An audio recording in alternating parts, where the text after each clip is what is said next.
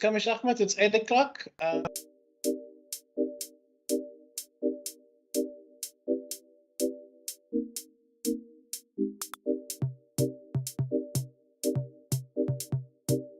To this meeting. I'd like to start it with a moment of silence for careful prayer and meditation, please. Thank you.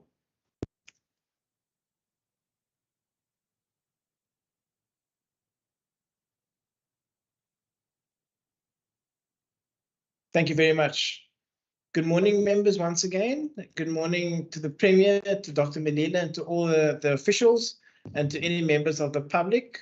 As is per our norm, I'm going to ask that the members introduce themselves for the record. My name is Christopher Fry, and I'm a member and chairperson of this committee. Member Dugmore, if you may start, please. Thank you, Chair. Greetings to the Premier, the DG, and other members. It's Cameron Dugmore, member of the committee. Thanks. Thank you. Member Bartman. Morning, Deirdre Bartman, member of the committee. Thank you very much. Member Pretorius. Morning, Chair. Morning, all. Gerrit Pretorius, member of the committee. Thank you very much. Ms. Kamish Ahmed, I don't see anybody else, any other member on the call in the meeting. Is that correct? Correct, Chairperson. Thank you very much. Mr. Premier, thank you very much. If you will introduce yourself and your team, please, for the record. Thank you very much, Chair. Very good morning to the honourable members. Alan Windy, Premier. I'll hand straight over to DG and we'll go from there. Premier, good morning, and also to the Chair, good morning, and also to all the members. Madam Melina, I'm the DG as well as the Accounting Officer for the department. Chair, I'll just introduce my team quickly and then I hand back to Premier. I've got Rikus in the meeting, he's the CFO. So my entire executive management team is here. I've got Hildegard Fast, she works in Program 2, responsible for strategy. Hilton is the head of CI, he's the head of Program 4. Louise Esteizer is the head of our HR unit within the CSC, also program manager for Program 3. Lucas Buter is the head of legal services and he's program manager for Program 6. And Nozipo is in my office. Robert is also in my office. And Stephen Mitty is responsible for the Provincial Training Institute, and that is within Program 3. And then I've got Zinat Ismail, who is our person responsible for data, head of the Provincial Data Office, and she is in Program 2. So, Chair, that's our entire team, and I know our head for internal audit will also join soon. Thank you very much. Thank you very much, Dr. Melina. Members, we are gathered here today to deliberate on vote 1, the Premier in the schedule to the Western Cape Adjustments Appropriation Bill 7 of 2023. I'm going to ask that the Premier now makes his introductory remarks. So over to you, Premier. Thank you very much. Excuse me. Thank you very much, Chair. I think, as you see, this is an adjustments appropriation that we are going through. So the main appropriation of just over 2 billion rand has a decrease of 16.392 million rand in this adjustment. From a high level, obviously, I think all the members are aware from yesterday's medium-term budget policy statement, as well as tabling of this budget, that we are under huge pressure because of the higher than budgeted for and higher than inflation rate wage agreement or salary increases for this department, 36 million rand. And of course, we've got to find that money within our system, as we have to do in all departments across this province.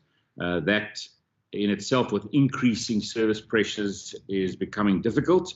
And I think that's also just why I think all the members are aware that we have been engaging with national government over this last year quite extensively, and part of that process is now in intergovernmental dispute, and hopefully within the next few days we will have a meeting. We've asked for it before the 6th to actually see whether we can get the covering of at least the 1.1 billion, because that would then alleviate this pressure. But we have to continue with the data that we have and the letters that we have. So, of course, that is this budget that's before us. Perhaps just to highlight again, with the continually weakening of the rand last year, this time we were in this position, and we had to again find and appropriate more funding because of the rand-dollar exchange rate, and nothing's changed. The rand's got weaker again, and of course we've had to find a whole lot more money across the board for our Microsoft licensing, the Microsoft Azure cloud computing services, etc. And I'm sure there'll be some questions about that. I think perhaps there will be some questions around specifically the energy packs, and DG can also speak about this. I must say that the one thing we have to really look at is supply chain. We've had endless processes on trying to make sure that we have all of those packs procured. I think we have bought about every single thing that's available in the country. They're already being handed out, but we couldn't get the full supply, so we've had to push some of that money over into the next financial year. We've also are building a partnership on the integrated resource plan, and that process specifically, if we can get extra funding from outside of our own budget, that's really good. So that does cause us to surrender 7.5 million. And then we have a delay on the demand side management. We had agreement from the National Minister of Energy that we would look at how we would work together on this. And unfortunately, we still have not got that finalized. That's really to get behavior change going. So there's another small amount that has a change there. Of course, in the bigger picture, it is a decrease. And of course, I think I've given the reasons for those decreases. Obviously, there's lots of other smaller items, but I think what we'll do is we'll probably get to those as we go through page by page in the document. That's from me, Chair. I'm not sure if the DG wants to add anything to that. Premier, thank you for that. I fully agree with all the stuff that you've said. Maybe just to touch on a couple of things. The wage increases, Premier said, amounted to 36 million. We, obviously had to deal with that internally. So you will see that our COE budget, only went up by 6.3 million. And the difference we had to find internally. Premier also spoke about, the issue around Microsoft licensing. So you will see, Chair, shifting of funds between votes, because we also do certain, service for departments in relation to CI is about 36 million. And the detail is also in the book. There's also a shift of 2.7 million to the Department of Infrastructure. That's obviously because we want to move towards more cost-effective accommodation. We've learned a very good lesson with our internal audit team, where we could save, more than 5 million per annum. So there is a little amount that we've shifted to the Department of Infrastructure. The rollover funding, 9.3 million, that was basically to deal with some of the inflationary pressure impact. Premier spoke about the rand-dollar exchange, the 17 million that's been allocated as part of unforeseen and unavoidable expenditure. And in fact, we go through this process every year where we budget a particular exchange rate, and then, normally when we need to pay, then we actually, verify the real rate, and then we apply then for some unforeseen and unavoidable expenditure. Obviously, the full amount was not allocated, and we also had to, find some funding internally. Then, Chair, I want to say one or two things under the energy projects. I've also got Alvi on the line that can also talk about, some of the issues that Premier spoke about. Obviously, what is key for us is the continuation of the funding that's been provided to deal with the energy crisis, the Western Cape government response, and the document that Minister Wenger tabled yesterday, particularly, I think it's on page 96. There you will find all the detail, and then on page 78 is the detail of each of these different projects. And as the Premier has indicated, given the constrained budget environment, we are really looking at support, external support, to get some of these projects also going. In relation to the energy packs, okay, because that's obviously a major shift in our boat. You will see that we are shifting 57 million from this year to 2025. And just to give you some idea as to why that is happening. We had 60 million allocated in the main budget. We've gone out. It's now the fourth time that we've gone out on procurement. And just to give you an idea, our first bid was advertised on the 7th of July. We advertised it for a 21-day period. We received 9 bids, and in fact, none of those bids were compliant. So we had to cancel all the bids. We then went out in the beginning of September, 1st of September. For a shortened period, we received 6 bids. We also had to then cancel that bid because none of the bidders were actually compliant. And that is obviously also after going through the stuff in a lot of detail. Then, Chair, we went out for a third time on the 20th of September. You can see that it was kind of quickly after the second one. That bid closed on the 4th of October. We received 6 bids. And 3 of those bids were actually unsuccessful. So we made an award for 3 companies. In that stage, we went out for about 25 units. The one company indicated to us that they can provide us 4,000 lights. I mean, that you can just understand. Another company indicated they can give us 11,000. In fact, after we then gave the letter, everything, and we started to have discussions with the service provider, they then came back afterwards to say, in fact, we do not have the 11,000 lights available, and therefore, we couldn't proceed, and therefore the bid was deemed non-compliant because this company misrepresented themselves on the facts.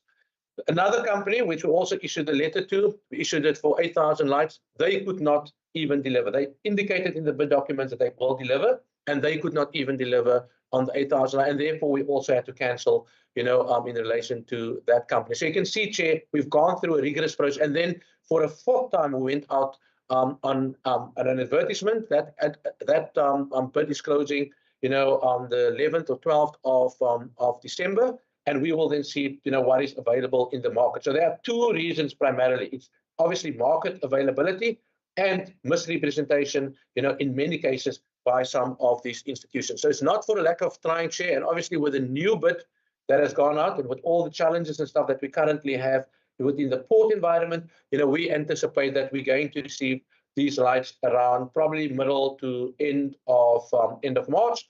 If things don't improve in the port, it can easily happen in April, and therefore we will only, make the payments or the requirements in the new financial year. And therefore, we've taken the money that's been allocated this year, and given all these challenges, we've actually taken the money and we've put it now into the new financial year. So that's really, Chair, what has gone on in that space. And then the last matter is just in relation to the Commissioner for Children. We've requested the Treasury, to take the 2 million that's been set aside for accommodation for them and actually only to allocate it in a future financial year, when we actually find appropriate accommodation. Again, the Children Commissioner have identified a house in sort of upper Oranje. They were promised by the department that they would be able to move into that accommodation, only to find that they are current tenants, and the Department of Infrastructure is busy currently with a formal eviction process. And I mean, they obviously need to follow the law, so the Children Commissioner could not move into that space. They then identified an alternative building. For many of you will know, it's 60 Orange, that's the ex-Western Cape Gambling and Racing Board building. On further assessment, of that particular building, it was found that the Department of Infrastructure had to spend millions to get the building in an appropriate way. And the other issue was also, they then also had to share the building, with other tenants. And I mean, if you think about the whole issue around children and all of that, the Commissioner for Children clearly indicated that they, given, the law and stuff, they cannot share a building with another tenant. So that building is not appropriate in two ways. It's not for the functions of the Children Commissioner, and secondly, it just costs us too much money to actually, do all the necessary renovations. So we're out in the market again to find an appropriate building for the Children Commissioner. They're continuing, obviously, where they are at the moment. I'm sort of in the city of Cape Town, but the 2 million, we will call on that once we find an appropriate accommodation for the Children's Commissioner. And then, Chair, just lastly, there are some little bit of detail in the different programs, and we can deal with that when we get to that point. So, Chair, that is just a summary of what has happened in this vote. And as Premier has indicated, our total budget is just over 2 billion, and we're reducing it with a small amount of 16.3 million. So, Chair, from my side, that's more or less how we want to deal with this. Thank you very much. Thank you very much to the Premier and to the DG. Members, I hereby table the vote 1 in the schedule of the Western Cape Adjustments Appropriation Bill, B7 of 2023. As it is 18 pages, we will deal with the full schedule, and I will now open the floor for questions from members. If we could do per round, 3 questions per round, and then we will take it from there. Members Bartman and Dugmore. Member Bartman. Thank you, Chairperson. I will be referring to page 5 of the vote, or the book, the blue book, page 5 of the blue book, as well as page 96 of the medium-term policy statement 2023 blue book. Okay. So the load shedding packs, I see in the medium-term policy statement, it says here over the 3 years, it is 70 million, which, if my calculations are correct, and if I remember correctly, is actually 10 million more than what was budgeted for originally over the MTEF. So if I could just get clarity that actually over the MTEF, we're thus then going to be budgeting more for the emergency load shedding packs. And then based on the comments from both the Premier and the DG relating to page 5 of the energy load shedding packs, I just want to find out, so some have been bought, how many were bought, and if they have been handed out, how many have been handed out, where have they been handed out, what was the criteria for handing out, because it's my then understanding that next year, March, we must then look for that other money that is then going out on procurement, and that will then be paid in the new financial year. So if I could just get a little bit of clarity on that regard. Thank you. Thank you. Member Dugmore.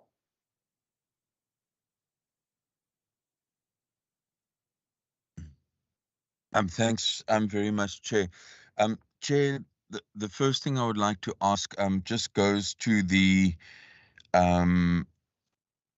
budget, but also the announcement by the Premier that an intergovernmental dispute has been lodged.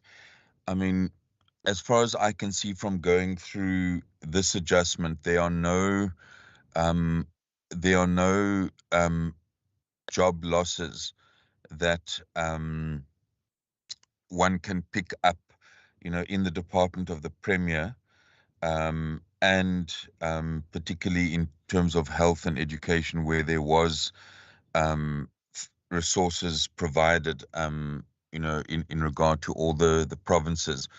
Now, what I would like to ask is, given that we have one public service with a particular legislative framework in regard to bargaining, and then what does the Premier hope to achieve with a government, intergovernmental dispute? Does this imply that the Western Cape government does not support the current labor relations framework for the public service, where obviously different levels of employment, rank and notch, etc., are standardized?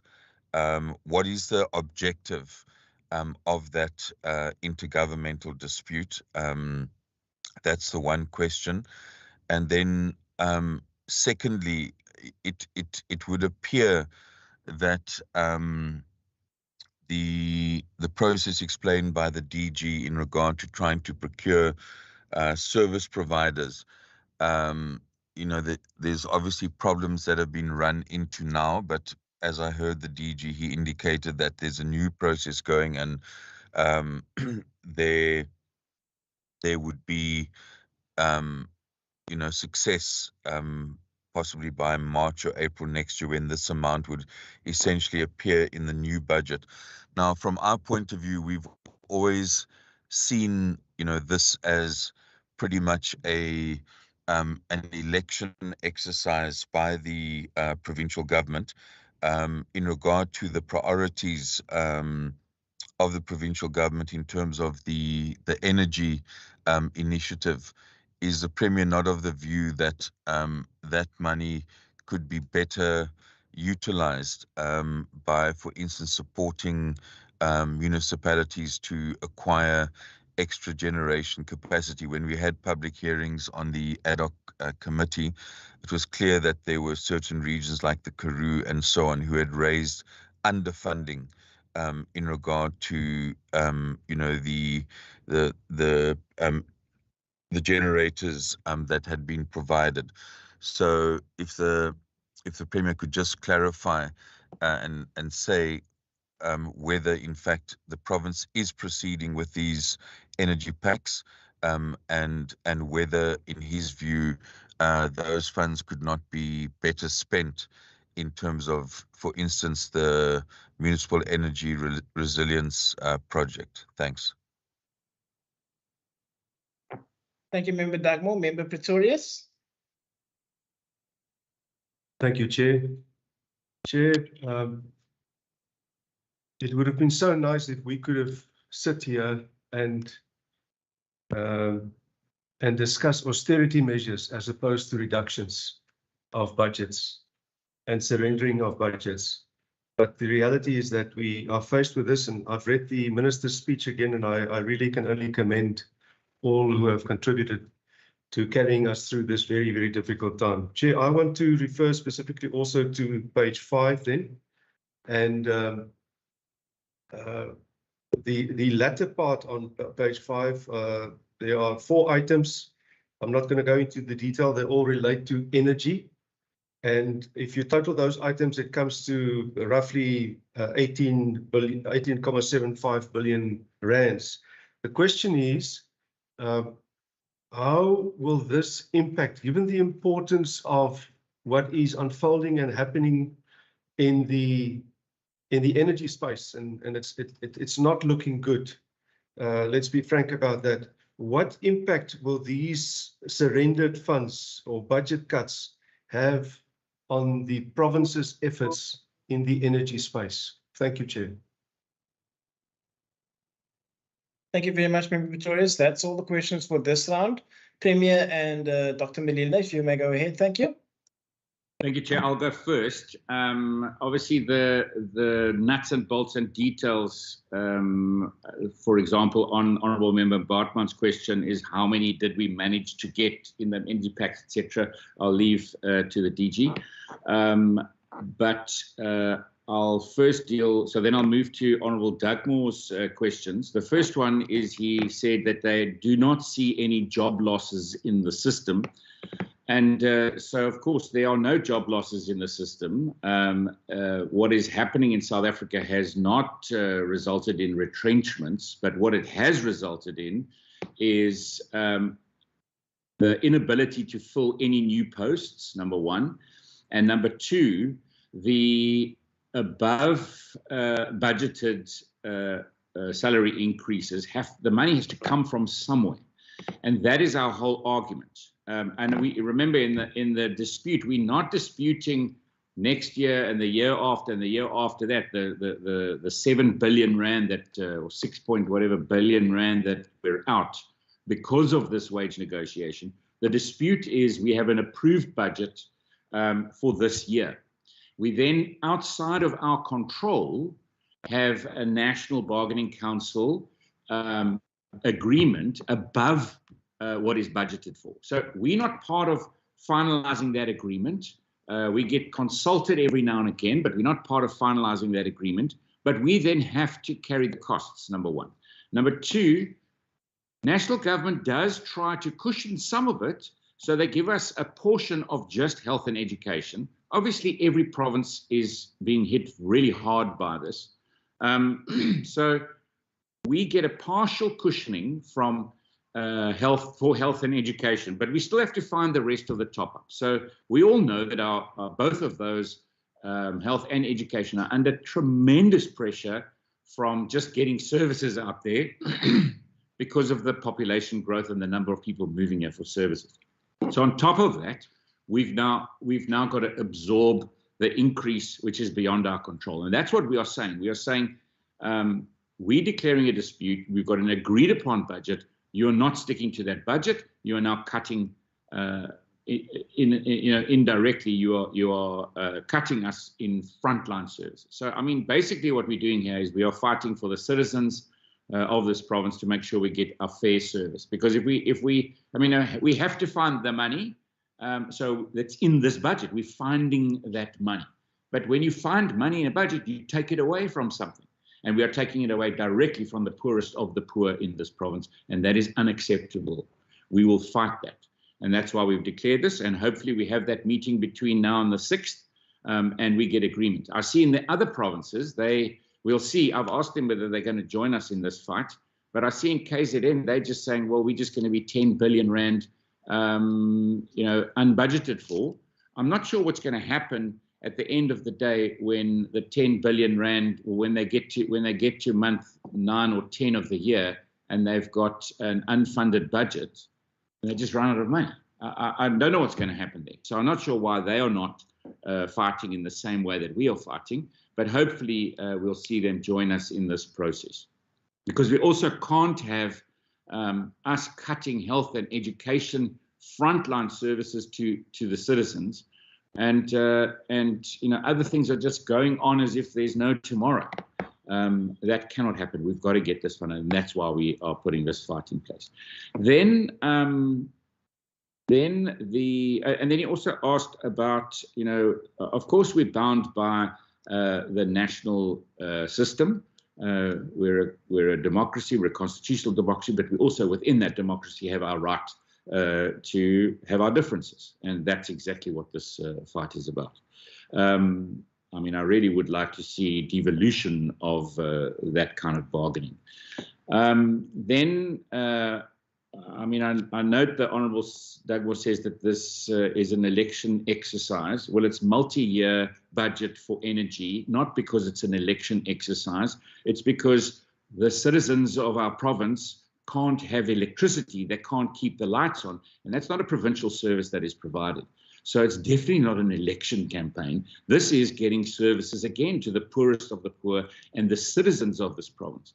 Now, we have put a big budget aside, and we are getting this province energy resilient as quickly as possible. But at the same time, what is happening inadvertently in South Africa is that businesses, SMMEs, middle-class households, they're all investing in inverters, they're all investing in solar panels, they're all investing in wind farms and alternative energy sources because there's this total failure of energy supply and level 6 load shedding again announced in the middle of the night. Who suffers the most? The poorest of the poor.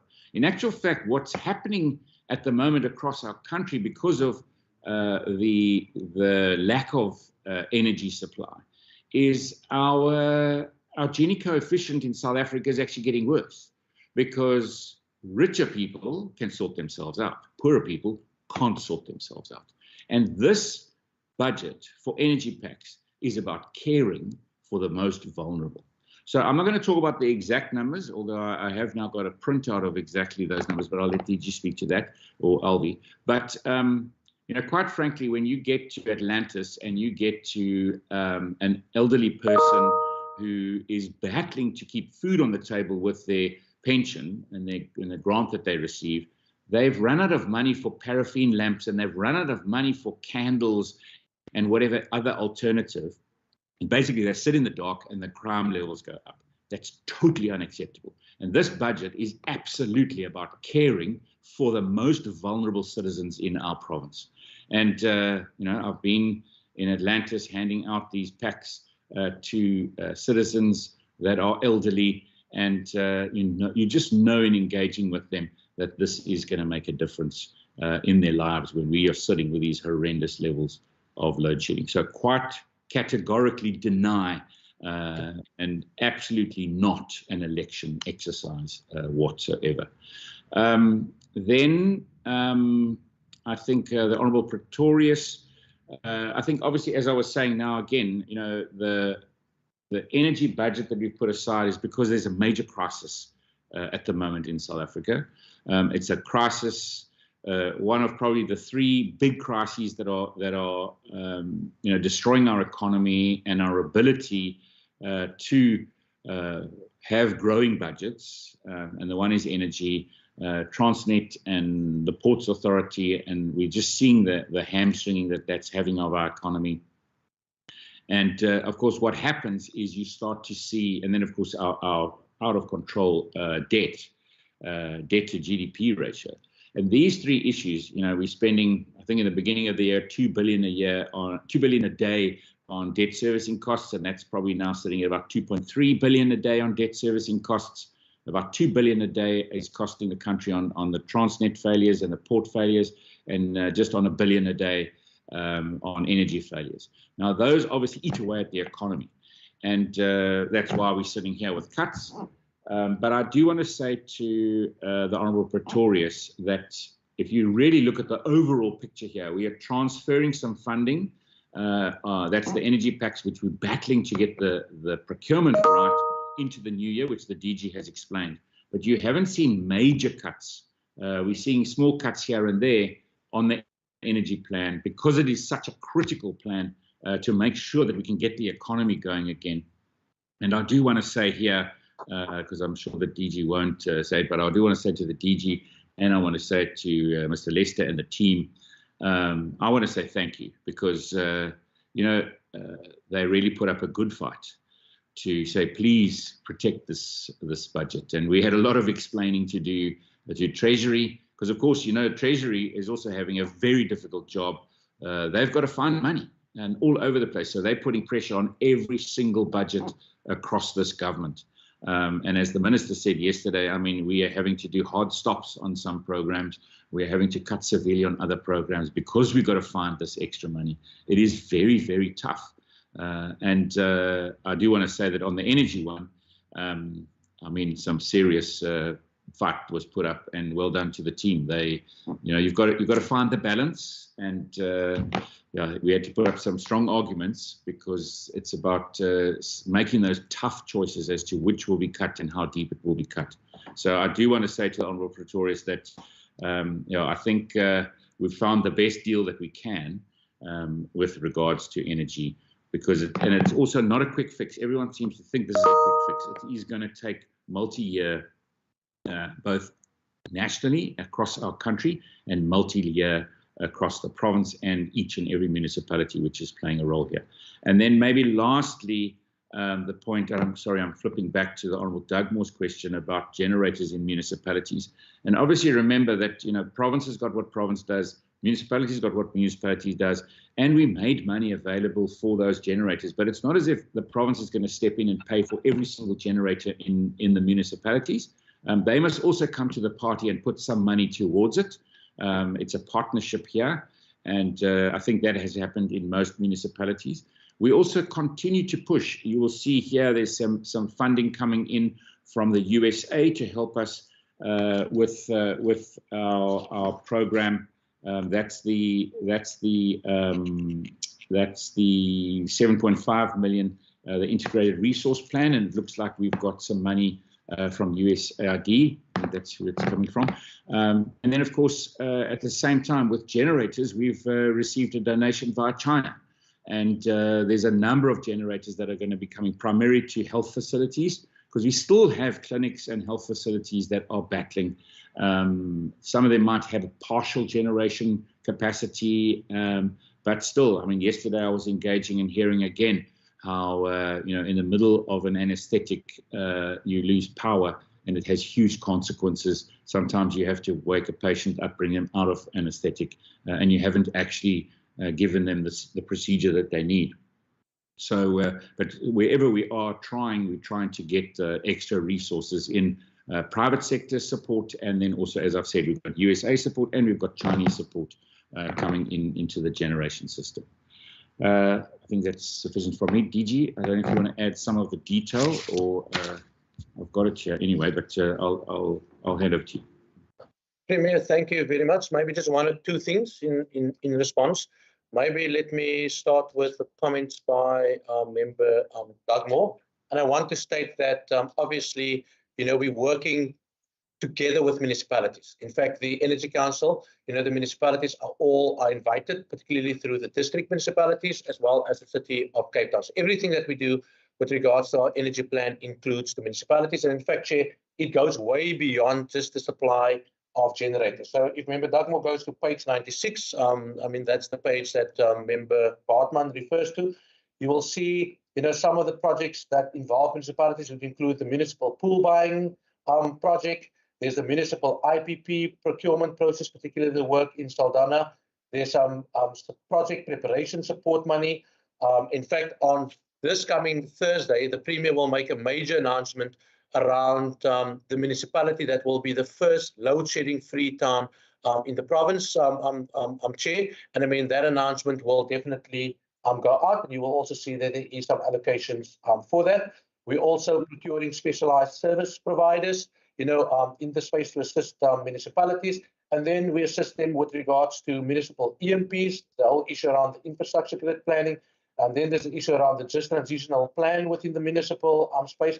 And then key, obviously, for us, that supported the stuff around the generators for last year, is also to deal with, load shedding issues, particularly as it relates to wastewater treatment works, etc. And now, particularly as we're going to go into the festive season. So you can see, Chair, the whole plan, and it's just shy of, it's about 1.05 billion rand over the next 3 years, cuts across our own initiatives, but it also includes municipalities.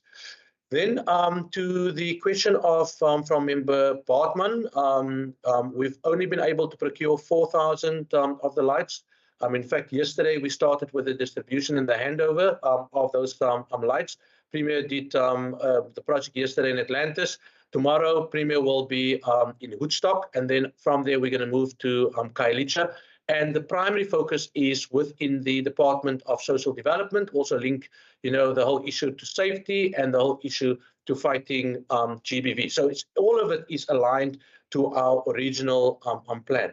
Obviously, moving to next year, and in terms of the numbers, Member Bartman is correct. We've set aside 70 million, so it's a 10 million increase. We plan to procure 100,000 of these lights. Obviously, when we procured the 4,000 lights, those lights come in at about 700 rand each. So we're going to procure 96,000 packs, still linked to the original plan, targeting obviously education, because education is the future. And the idea is actually to link it to all our priority areas. And if you think about education, it's the opportunity for young people in the system, to get a full opportunity to complete their matric. But in addition to that, also targeting, those that are only entering the school system at the moment. And then obviously to get the parents involved, with regards to our reading for meaning process, encouraging parents to read with their kids, notwithstanding the fact that they've got load shedding. So we want to provide an opportunity for the most vulnerable. And in fact, we're targeting quintile 1 to quintile 3 schools. Those are the most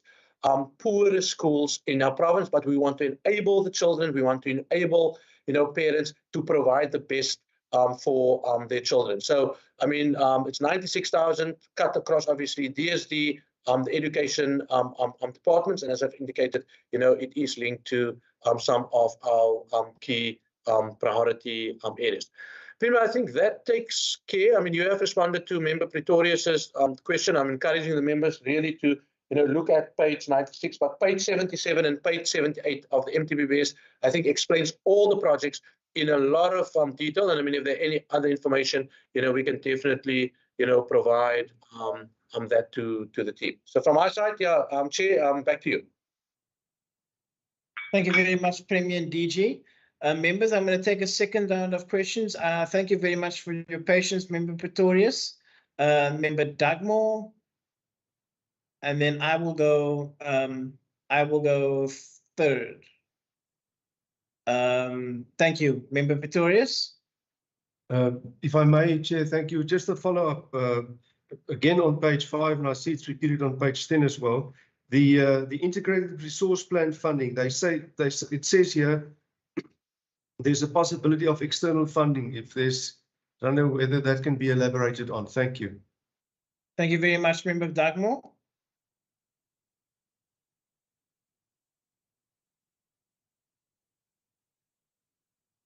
Member Dugmore? Chair, sorry, can you hear me now? Yes, I can. Go ahead, sir. Okay, thanks. Yeah, just one follow-up question and then a new question. You know, I would like to ask the Premier that in regard to the wage settlement that was reached, is he opposed to the actual settlement? He's referring to a slightly above inflation increase. So in terms of the governmental dispute, my question is the Premier opposed to the increase which has been granted to public servants? And then secondly, you know, given the statement of the leader of the Premier's party that the public service should be reduced by 50%, does the Premier agree with that particular statement? And then if there could just be an explanation around the reference to the buying in of state legal services to the Department of Education. I just wanted to get clarity as to whether that particular legal support is located in the Department of the Premier, or whether it is actually located in the Department of the Premier, as legal services are generally. And if we could just have a breakdown of those particular costs which are allocated to the WCD's legal advice. Thanks. I'll just come back in the third round. Thanks. Thank you very much, Member Dugmore. My question is just one regarding the Commissioner for Children regarding the accommodation. The DG has noted a whole lot of initiatives to highlight the most vulnerable of our communities in reading in quintiles 1 through 3. Part of that is a foundation. Part of that foundation is getting proper accommodation for the Commissioner for Children. I was at the current accommodation in Waldorf Square, which is not adequate. And I don't think that it would be adequate for children to go there and for the Commissioner to do that work. I just want to make sure that the money will be reappropriated for the accommodation once the legal process has been finalized. I just want to make sure about that. Thank you very much, Premier and DG. You may go forward. Thank you very much, Chair. I think the detail on the RP from Honourable Pretorius I'll leave to DG or Mr. Lester. On the question from Honourable Dugmore, yes, I do believe that that in these times when citizens are really battling to even put food on their tables, when inflation rates are going through the roof, and when poor people are getting poorer, that it's unacceptable that government gets above inflation rate salary increases. And I think that's where this negotiation falls flat. And that is, it cannot be justified when businesses are failing, they're closing down and losing jobs. When you've got Volkswagen saying that because of what's happening in our country, that they're looking at saying, if you can't fix that, we are leaving. When our I mean, we produce iron ore in this country. We mine iron ore in this country. But when mining companies, and especially ArcelorMittal makes an announcement yesterday that 3,000 people are going to lose their jobs because of what's happening in the ecosystem, because we can't keep the lights on. And then while that's happening and people are losing their jobs, we are agreeing through the national bargaining councils at a national level that government must get higher than inflation rate wage increases. So absolutely, I do not think that is right. I also note that the president, even the president, is looking at forging ahead with spending cuts to revitalize the ailing economy. The public sector wage bill is one of the factors expected to be trimmed by government. That's what the president is saying. But on reality, I mean, just have a look at what's happening on the other side. So, yeah, I mean, we've really got to look at that. Then his second part of his question. Can I just talk quickly about you? My computer died. DG, Can you hear what the message? DG, your computer hasn't died. I'm back on. Can you hear me? I'm here by Robert. Yes, I can hear you. Wonderful. Okay, allow me to respond. My computer has just restarted. On the question. Hang on a second. I'm just busy finishing off. Oh, I'll hand back to you now. Sorry, so the second part of the question. Okay, maybe just also I was talking about even what the president is saying, and the presidency said reforms would be a priority over the next 9 months, but the process would take time to complete. South Africa's 4.7 trillion unsustainable public debt levels. This comes from the president of South Africa, but the actual reality is the opposite, because we're not finding this. We're still having to fund these wage increases. I think that the point on the size of a public service, I think in this province, definitely way less so than what the honourable member is saying. I mean, we are 53% COE to total budget, the leanest province in South Africa.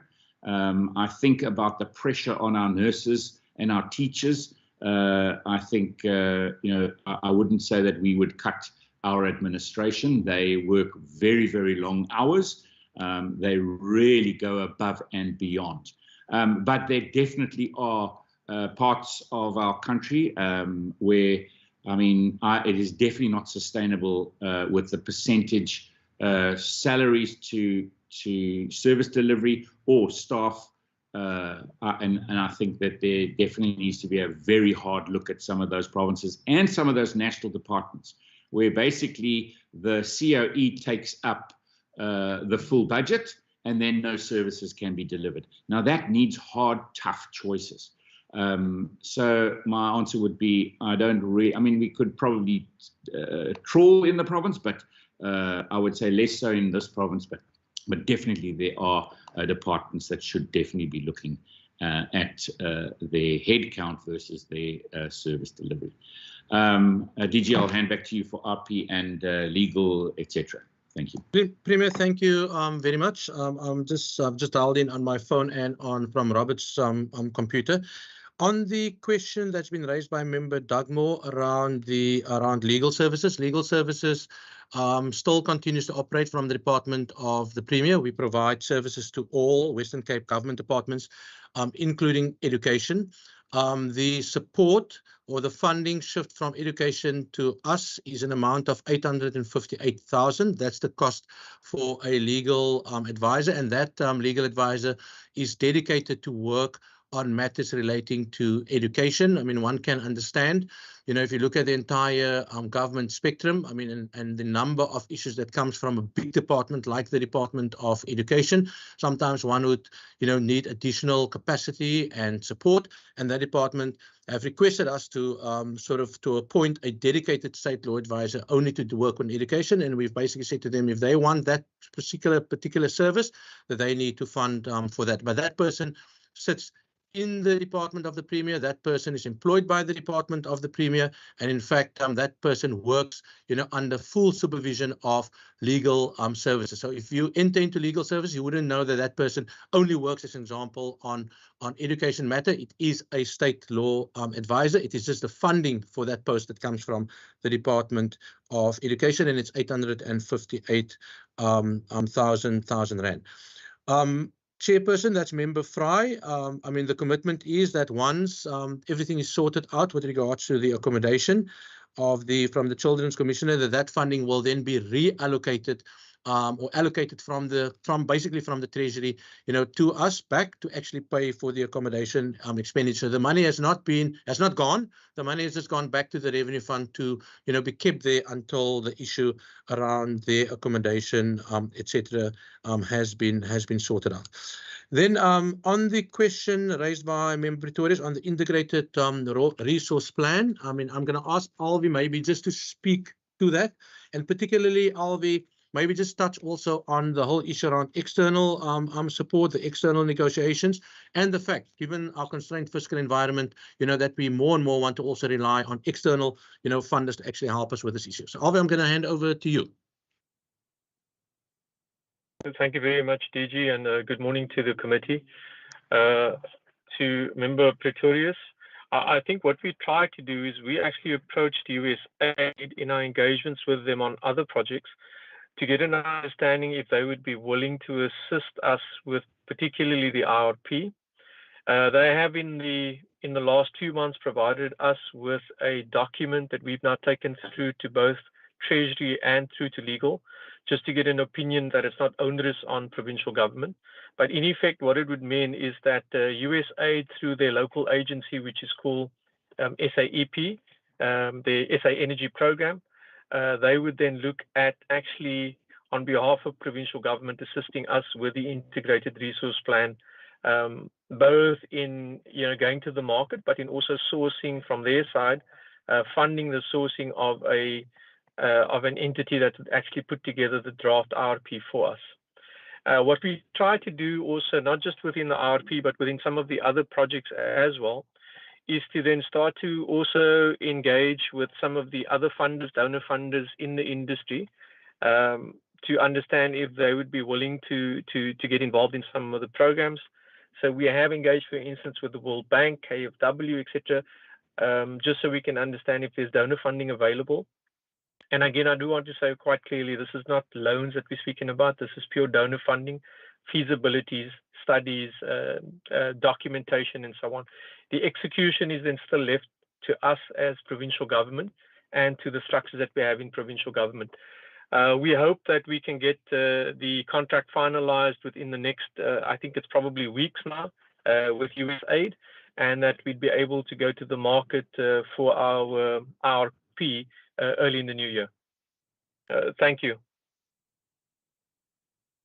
Thank you, Alvi. Chair, I think that takes care of all the questions that's been raised. Thank you. Back to you. Thank you very much, members. I have heard that Member Dugmore has one more question, so I'm going to open up for a final round of questions for the members. Are there any questions, members?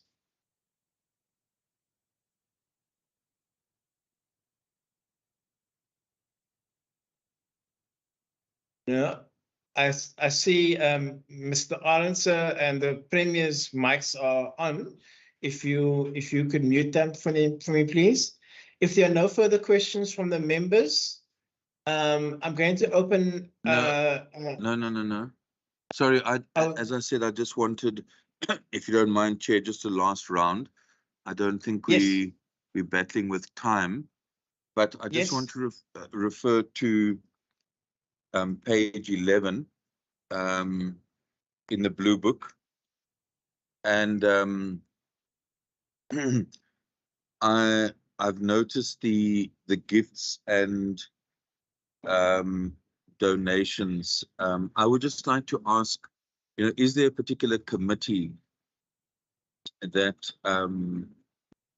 deals with requests as they come in? Because I'm not aware of a particular fund, which exists in the Department of the Premier in regard to to donations or sponsorship. I'm not aware of a fund. If there is a fund, and I see that there was 111,000 allocated, I mean, what is the amount of funding set aside for donations like this? Obviously, I think the initiatives like the Kaylee campaign, Read to Rise, and Deaf SA are very worthy causes. But I would just like to know, what is the total amount that is actually set aside for donations by the Department of the Premier? And then in terms of donations and sponsorships received, I think we have dealt with the donation in kind for broadband, and we were informed that, you know, that is in kind in the sense that the money is managed by the United States. I think it's a technical department, but that the money doesn't physically come to the province. But I would just like to ask in terms of the apolitical donation. I mean, my understanding is that apolitical is headed by the former parliamentary leader of the DA, Lindiwe Mazibuko. And I would just like to ask, what does it actually mean, you know, 1,000 seats for officials to participate in up to 3 climate courses as part of a cohort experience? I'd like to ask how many of those seats have been taken up, and whether it would be possible for the department to provide the committee with the course content of these particular climate courses. Those are my last questions. Thank you. Thank you very much. Don't see any other hands, so that will be the final questions now. Premier and the DG, over to you.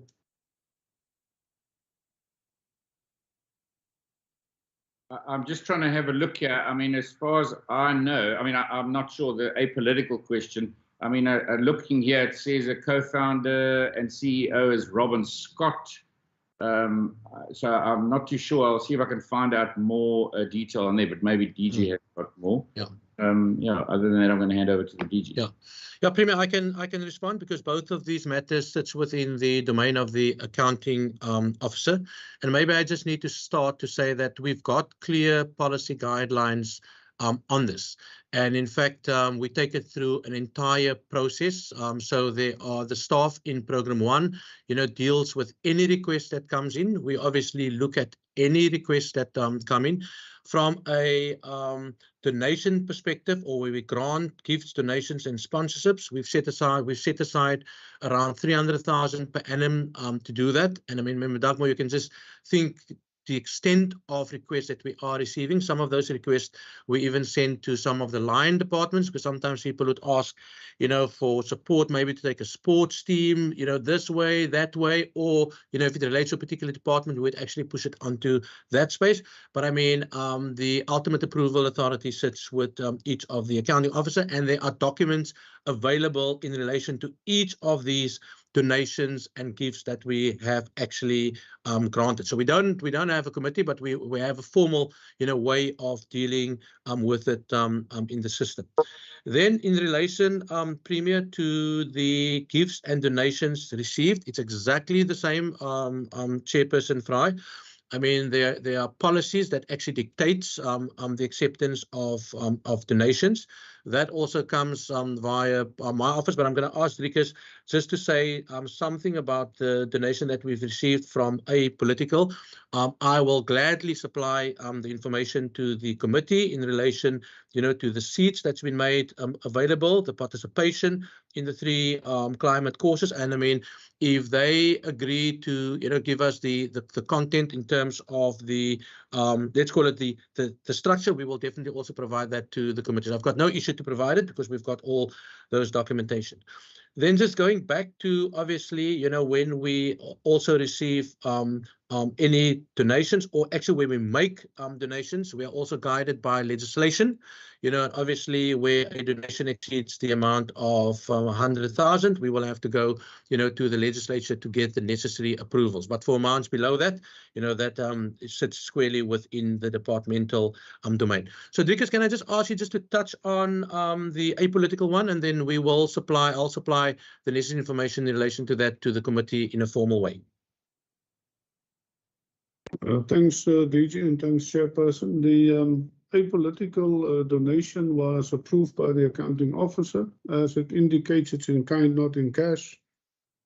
And there's 1,000 opportunities for our officials across the province to participate in up to 3 climate courses as part of the cohort experience. Now, I think the questions are quite detailed, DG. So the best option would just be for our policy and strategy unit to provide the technical information. I mean, we've had a few emails inviting officials to participate and so on, but I think it's best if we just provide the hard facts afterwards. Thank you. Yeah, so we can definitely do that. Chair, so I will provide that information to the committee. Yeah, I think that takes care of the 2 questions raised by Member Dugmore. Thank you very much. Back to you, Chair. Thank you very much, Dr. Malila. Thank you very much to the Premier. I will open the floor to any members of the public. Are there any members of the public who would like to ask a question? If you could raise your hand in the raise hand function.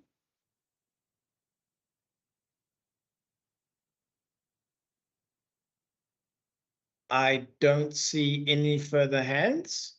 In that case, let me just put on my camera quickly. Thank you very much to the Premier and to Dr. Malila and to the department for your input, and thank you for your considered quick answers, and we look forward to the answers in writing that you said you would give to the committee. So thank you very much for your time, and thank you very much for your answers. Thank you very much for the discussion. You, Mr. Premier, and Dr. Malila and your team, you are free to go. Thank you very much. Yeah. Thank you very much. Appreciate it. Thank you very much. Thank you. Yes. Thank you very much, members. If we would stay behind, please.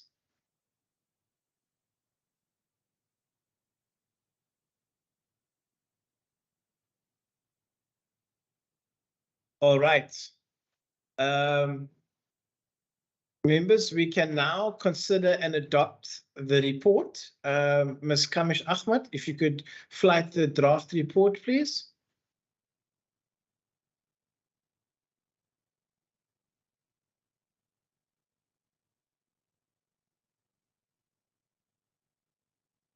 Members Bartman and Dugmore. Sorry, Member Dugmore and Bartman. No, thanks, Chair. Now I'll wait for the report to be flighted, but I would like to register the ANC's opposition in terms of Rule 90. 90. Okay, thank you very much, Member Bartman. Thank you, Chair. I'm just laughing a bit because a formal view hasn't been put, so I'm not sure if a minority view can be put yet, but I wanted to just register my view on the bill, if that was allowed. Okay, you may go ahead. Thank you, Chair. Chair, I would like to indicate that despite these heavy budget cuts that are coming due to the impact of the public wage bill, I think that a lot of thought has gone into ensuring that reasonably we are able to safeguard programs over the MTEF period. In particular, for example, being able to move money around over the MTEF so that should be able to get that money back from National Treasury in terms of the public wage bill, that perhaps we can reallocate this funding. And in this regard, I would like to indicate my support for this vote. Yeah, on vote 1. Thank you. Thank you very much, Member Bartman. Ms. Kamish Ahmed, can we at least flight the draft report first? Okay, if you can make it a bit bigger, please.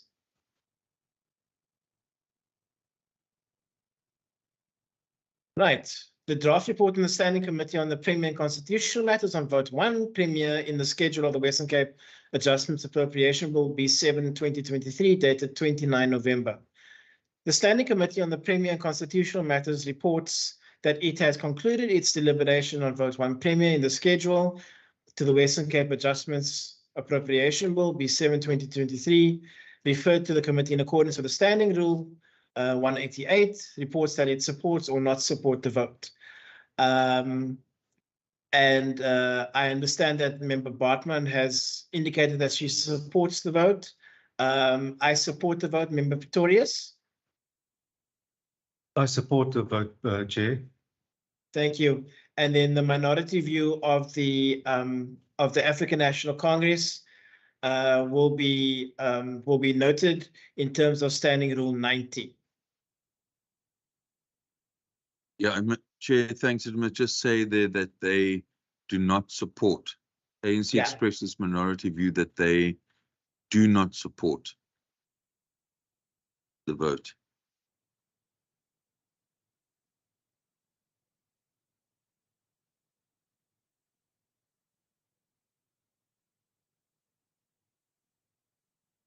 Do not So in support the terms of vote. Standing Rule 90, the African National Congress expresses minority view, to not support the vote. Yeah. I assume that is adequate, Member Dugmore. Thank you, Chair. I'm just wondering whether we are also going to just deal with the information that we requested from the department. Those will be under resolutions and actions. We can we will get there. Members, I now ask that we any mover to adopt the report. Member Bartman. Thank you, Chair. I move that we adopt the report. Thank you very much. I have been informed that in terms of the rules, we do not need a seconder, but for safety's sake, is there a seconder to the report being adopted? Chair, Yes, Member Pretorius. I second the move. Thank you. Thank you very much. The report is so adopted. Members, we will now consider the committee meeting minutes of 3 and 22 November 2023. Ms. Kamish Ahmad, if you can flight those, please. We'll start with the 3rd of November's minutes.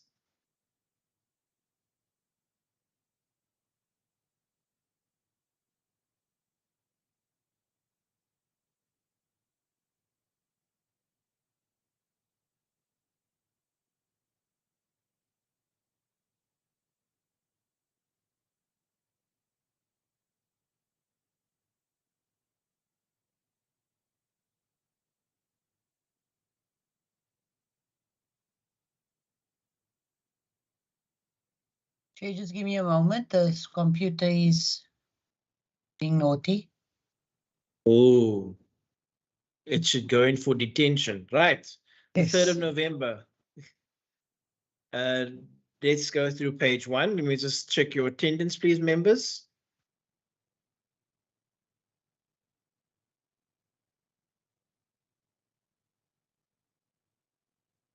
Page 1 and page 2.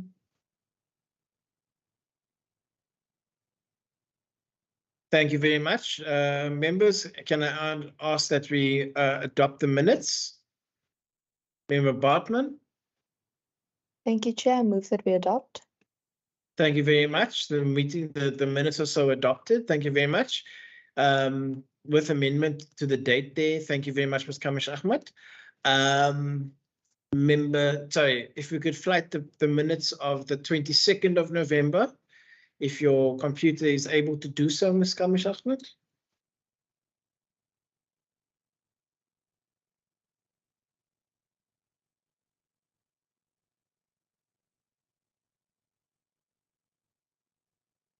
Page 1.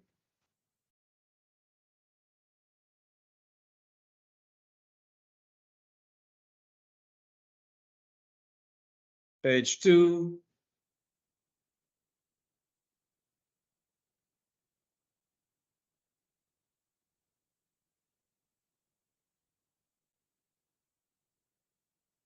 page 3.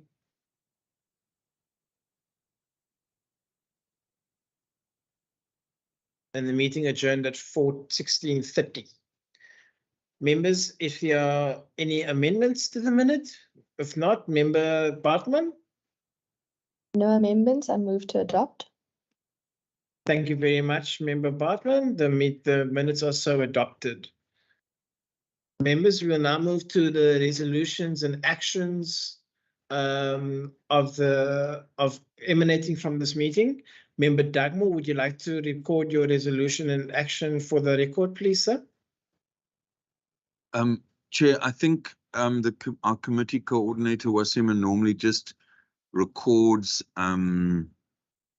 those, but the one particular issue that I did ask for was a copy of the course content offered by the organization called Apolitical for their climate courses.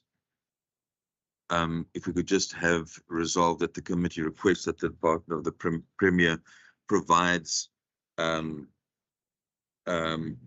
copy of the course content for the climate change courses offered by Apolitical. Thanks. Thank you very much, Member Dagmore. Ms. Kamish Ahmed, you got that?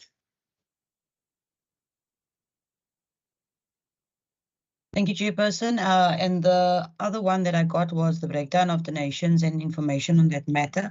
I did not get anything. The department actually answered everything else. I'm not sure if the committee wants anything else in writing. Members, is there anything else that you'd like in writing? None. None. Thank you very much, members. If there are no further actions or resolutions emanating from this meeting, thank you very much for your attendance. Thank you very much for your robust discussion around the vote. And I wish you a good day. And for those of us attending other votes, Godspeed as we interrogate the rest of the votes on the adjustment appropriation bill. Thank you very much. This meeting is adjourned.